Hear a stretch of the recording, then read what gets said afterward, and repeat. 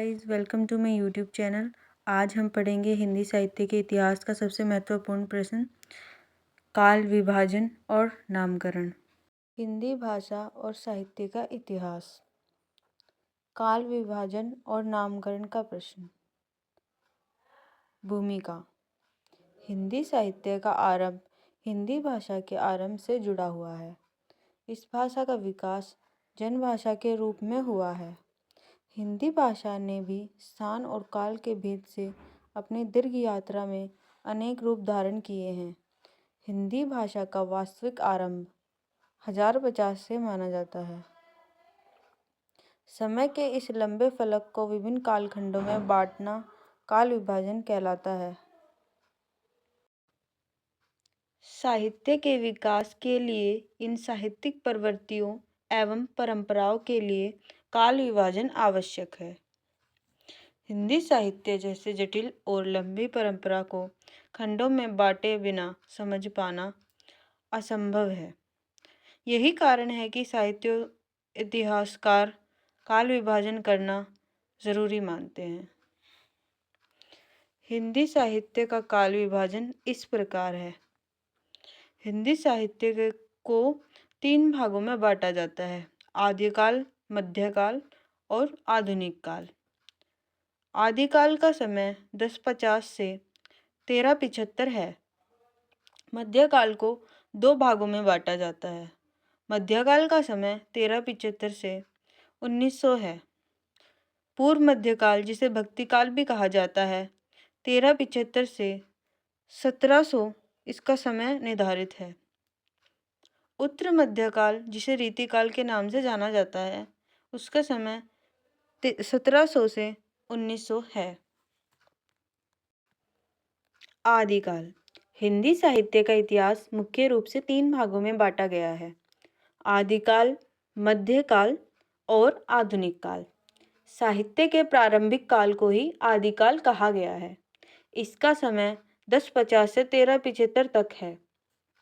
आदिकाल के नामकरण में साहित्यकारों में मतभेद है।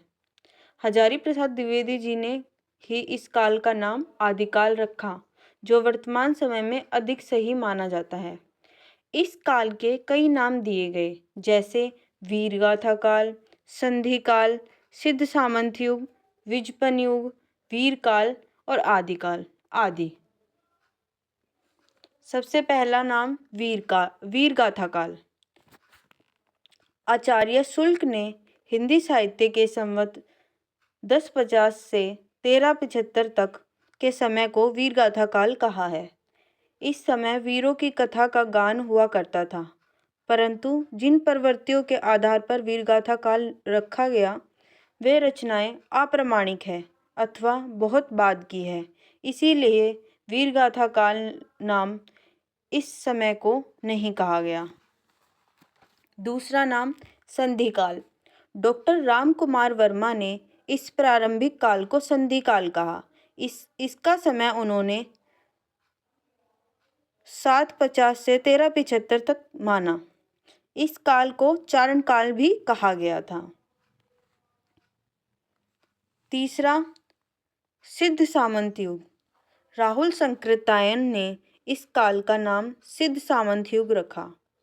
इनका मानना था कि इस काल में सिद्धों और सामंतों का अधिकार था, परंतु वह इसमें नाथ, जैन और वीरों की कथा को इसमें नहीं समेट पाए, इसीलिए ये अप्रामाणिक हो गया। बीजपन काल।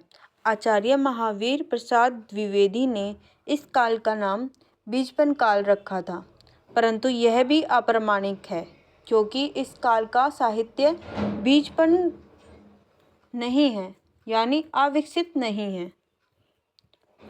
वीरकाल। विश्वनाथ प्रसाद मिश्र ने इस काल का नाम वीरकाल बताया। वीरगाथा काल की तरह यह भी अप्रामाणिक है। अंत में आदिकाल। आचार्य हजारी प्रसाद द्विवेदी ने इस काल का नाम आदिकाल रखा है। साहित्य की सभी प्रवृत्तियां इसमें समाहित हो जाती हैं, इसीलिए प्रारंभिक काल का नाम आदिकाल पड़ा और यह सबसे प्रामाणिक और सिद्ध नाम साबित हुआ, जो कि आज के समय में जाना जाता है। मध्यकाल। मध्यकाल का समय संवत 1375 से 1900 माना जाता है। मध्यकाल को दो भागों में बांटा गया है, भक्ति काल और रीति काल। भक्ति काल 1375 से 1700 का समय माना जाता है और रीति काल 1700 से 1900 तक का समय माना जाता है। आइए अब भक्ति काल का नामकरण देखते हैं। भक्ति काल। हिंदी साहित्य में मध्यकालीन युग को दो भागों में बांटा गया, भक्ति काल और रीति काल। मध्यकाल का समय 1375 से 1900 तक माना जाता है। पूर्व मध्यकाल को ही भक्ति काल कहा जाता है। आचार्य रामचंद्र शुक्ल ने ही पूर्व मध्यकाल को भक्ति काल का नाम दिया। इस नाम से सभी साहित्यकार सहमत थे। इस काल में भक्ति से संबंधित काव्य ही लिखा गया था। इसका समय संवत 1375 से 1700 माना गया था। भक्ति काल की चार प्रमुख शाखाएं विभाजित हैं।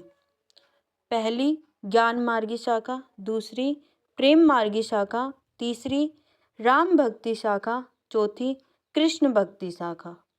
भक्ति काल की दो उपधाराएं हैं, निर्गुण काव्यधारा और सगुण काव्यधारा। निर्गुण काव्यधारा।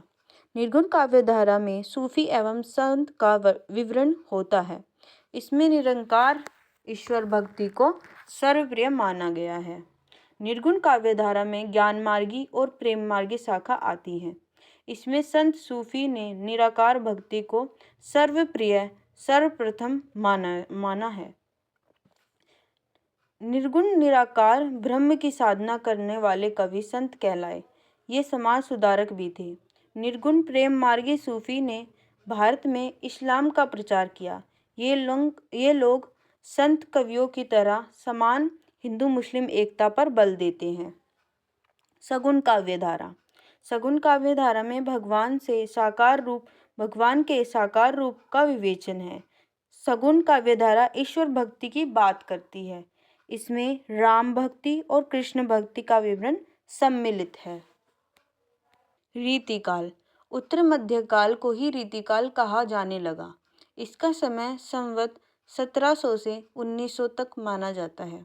आचार्य रामचंद्र शुक्ल ने उत्तर मध्यकाल का नाम रीतिकाल इसलिए रखा क्योंकि इस काल में रीति के ग्रंथ बहुत अधिक सामने आए हैं, परंतु इस नामकरण में कुछ साहित्यकार असहमत हैं।